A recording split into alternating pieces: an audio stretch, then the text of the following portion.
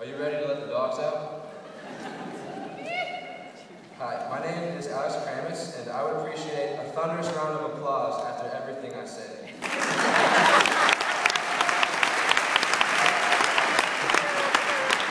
This will be the sign to start clapping, and if things get out of hand and Sister Susan gives me dirty looks, this means we need to stop.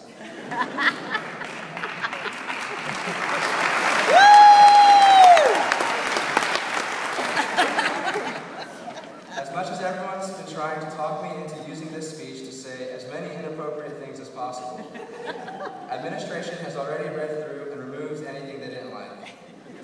So that brings me to the end of my speech. Good night.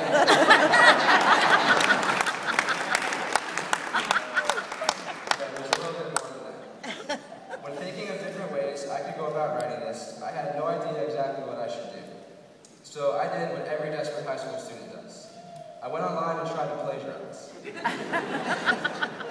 When you steal work from one author, it's plagiarism. But if you steal it from many authors, it's considered research. I've done substantial research for this speech, so only give me credit for about 90% of its brilliance. All year, everyone has been telling us the future is ours. The real world is waiting for us, and now that we've made it through high school, it's ours for the taking. But before we take off out of high school and throw ourselves into the rest of our lives, it's important to take a moment and recognize the beauty of our journey through St. Joe.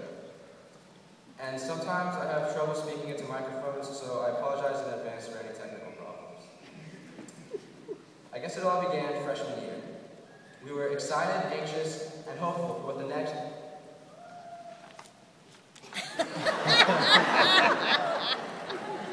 That moment when I realized that everybody else's bodies were changing too. And I didn't have to be embarrassed.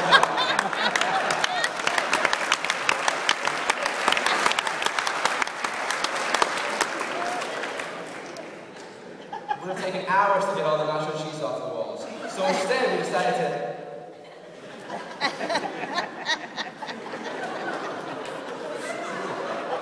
The teachers didn't think it was funny at all. And once they realized we were spelling 2012 on the gym floor, we weren't spelling 2012 on the gym floor, they really...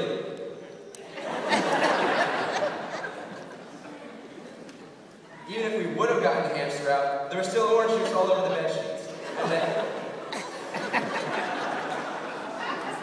And the next thing we knew, senior year was over, and we were getting ready to graduate. It seems as if all year, the class of 2012 couldn't wait for today. We were ready to get on with our lives and leave St. Joe behind. But in the car this morning, while jamming out to Carly Rae Jepsen's new hit single, Call Me Baby, I was dreading having to say goodbye to St. Joe. I don't think anyone realized how much we were missing. It wasn't until senior reflection day that it hit me that high school was finally ending. As we watched slideshows of pictures and shared yearbooks and reminisced over the past 4 years, it was tough to fathom the idea of letting it all go in a few weeks. I wasn't ready to hang up in sports jerseys, throw out our student parking lot passes, and most importantly, to say goodbye to everyone who has made high school so important. Years from now, we won't remember whether it was a B or a C we got that night first. We won't remember whether the football team lost to FSDB by 31 or 32 points. We won't remember when Massbury blew the three-legged race for us on homecoming week. We'll remember when hordes of kids used to chant Mitch Gallagher's name. We'll remember when that one guy wore a skirt to school. I won't say his name because I don't want to embarrass him, but Heather already took the privilege of doing that. So. We'll remember when we used to hide Miss Waller's keys or come storming into the gym covered in green paint for beards of Zeus. We'll remember each other and the memories we made with those that matter most to us. In a few months, the same kids who we saw in all of our classes, who we joked around with after school at practice, and who slept on our couches on the weekends will be hundreds of miles away, some in a different state. It's difficult to leave everything behind. The future can be a frightening concept. We have no idea what the rest of our lives hold in store for us. But the question is not, what does the rest of our lives hold in store for us? It's, what do we hold in store for the rest of our lives? The future is not a place that we are going. It's a place we're creating. St. Joe has given us what we need to take advantage of the future and make it our own. A famous hip-hop artist by the name of Drake once said, no. You only live once. That's the motto. First word. YOLO. And we bout it every day, every day, every day. YOLO. The hashtag that's been haunting our Facebook newsfeed for months. For any of the adults who are unfamiliar with this term, YOLO is a mnemonic for you only live once, and it's become an excuse for teenagers to do whatever they want.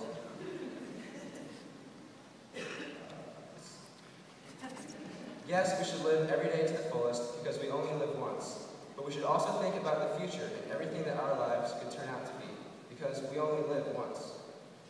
Sitting in front of me today are future doctors, lawyers, scientists, Walmart cashiers, and McDonald's fry cooks.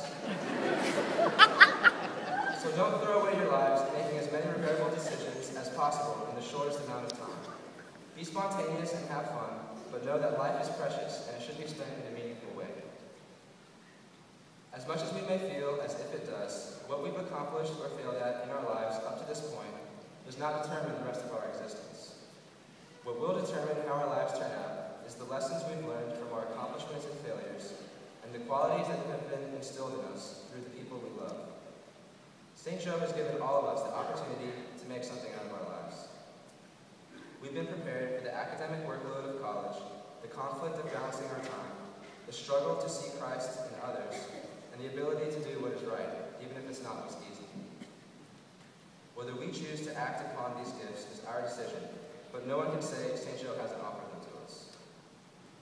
The only thing left is for the class of 2012 to take advantage of what we've been given and set our hearts on changing the world.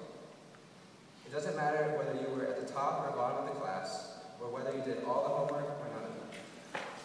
A diploma is a diploma, and starting today, the playing field is evened out, and everyone starts over.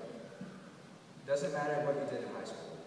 What matters is the lessons you've learned, the relationships you've made, and the driving force in your heart that pushes you to succeed.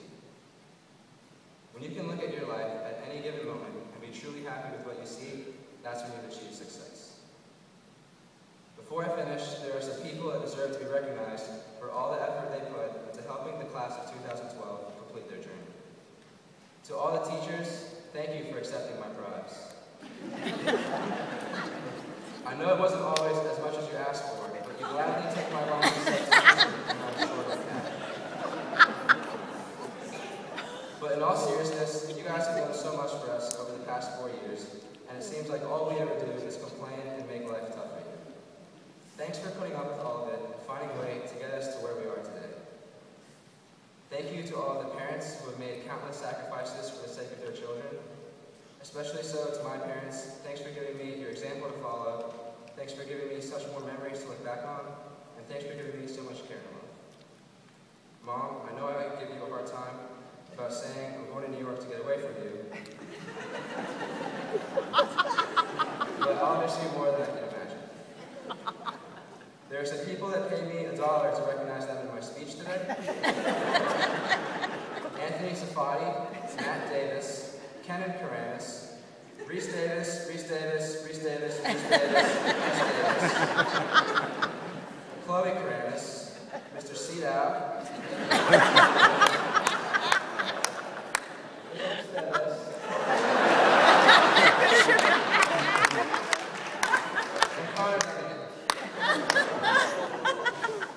To the class of 2012, thank you for all the memories and good times.